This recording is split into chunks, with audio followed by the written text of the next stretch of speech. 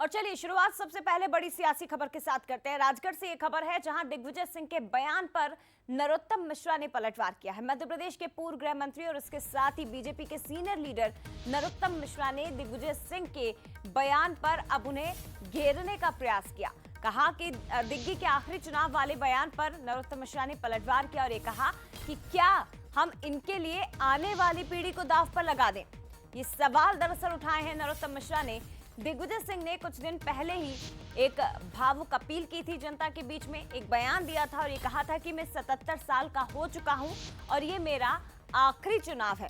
लेकिन उनके इसी बयान पर अब पूर्व गृह मंत्री नरोत्तम मिश्रा ने पलटवार किया, उन्हें घेरने का प्रयास किया और कहा कि क्या इनके लिए हम पीढ़ियों को दांव पर लगा दें। और दोनों ही नेताओं के बयान और उस पर पलटवार आपको सुनवाते हैं। सुनिए जरा सबसे पहले दिग्विजय सिंह ने क्या कुछ कहा था और नरोत्तम मिश्रा ने किस तरह से पलटवार किया। कहूंगा कि मेरे जीवन का आखिरी चुनाव होगा। मैं कहूंगा कि मेरे जीवन का आखिरी चुनाव होगा। आज दिग्विजय सिंह जी कह रहे हैं कि मेरा आखिरी चुनाव, अब इनके आखिरी चुनाव के लिए हम अपनी आने वाली पीढ़ी को दांव पे लगा देंगे, ये क्या?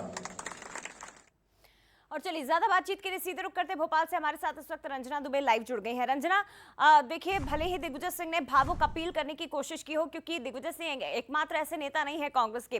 कमलनाथ को भी हमने सुना, तमाम जो दिग्गज हैं वो इसी तरह से भावुक अपील और अपने आखिरी चुनाव का हवाला जनता को देते दिखाई दे रहे हैं।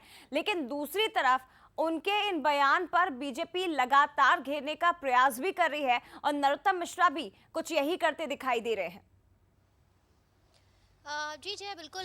अभी लोकसभा के सियासी रण की अगर बात कर ली जाए तो तमाम जो दिग्गज है वो मैदान में है। और कांग्रेस से अगर बात कर ली जाए तो ये जो नेता हैं जिनके अभी बयान सामने आए कि मेरा आखिरी चुनाव है, दिग्विजय सिंह ने पहले ही चुनाव ना लड़ने को लेकर इच्छा जताई थी और लगातार उनकी जो अपील है वो लोगों के बीच में आ रही है कि ये उनका आखिरी चुनाव होगा, क्योंकि अब उम्र उनकी ज़्यादा हो चुकी है और युवाओं को मौका मिलना चाहिए। लेकिन इस बयान पर जो पूर्व गृह मंत्री हैं नरोत्तम मिश्रा, उन्होंने पलटवार किया है और इस बयान के अगर जो है सियासी मायने निकाले जाएं तो ये है कि नरोत्तम मिश्रा ने यही कहा है कि जो देश की जनता का विकास करे और जो विकास के प्लान को लेकर या रणनीति को लेकर कामकाज करे, ऐसे नेताओं को हमें चुनना है जो कि आने वाली पीढ़ी के लिए एक ऐसा देश और एक ऐसे राज्यों की जो तैयारियां करे जिससे जो युवा है वहां पर अपने भविष्य को सुरक्षित महसूस करे। और यही उन्होंने कहा है कि क्या हम आने वाली पीढ़ियों के लिए ऐसे नेताओं को चुनेंगे। तो जाहिर सी बात है कि इस बयान के साथ साथ उन्होंने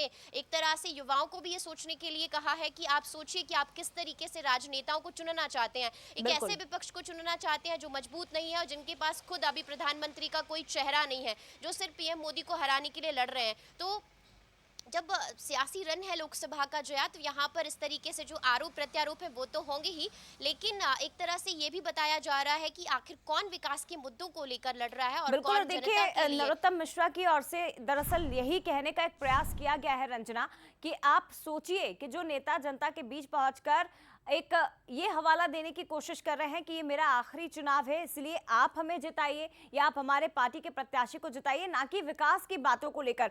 तो दूसरी तरफ नरोत्तम मिश्रा इसी तरह से युवाओं को एक मैसेज देने का भी प्रयास कर रहे हैं जिसका आप जिक्र कर रही थी। फिलहाल शुक्रिया आपका जानकारी के लिए, तमाम बातचीत के लिए। लेकिन एक बार फिर से सुनिए आप क्या कुछ कहा दिग्विजय सिंह ने और उस पर पलटवार नरोत्तम मिश्रा का।